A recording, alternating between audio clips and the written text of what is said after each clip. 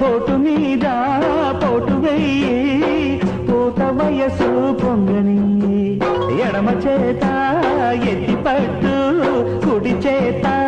కుదిపి కొట్టు పోటు మీద పోటు వెయ్యి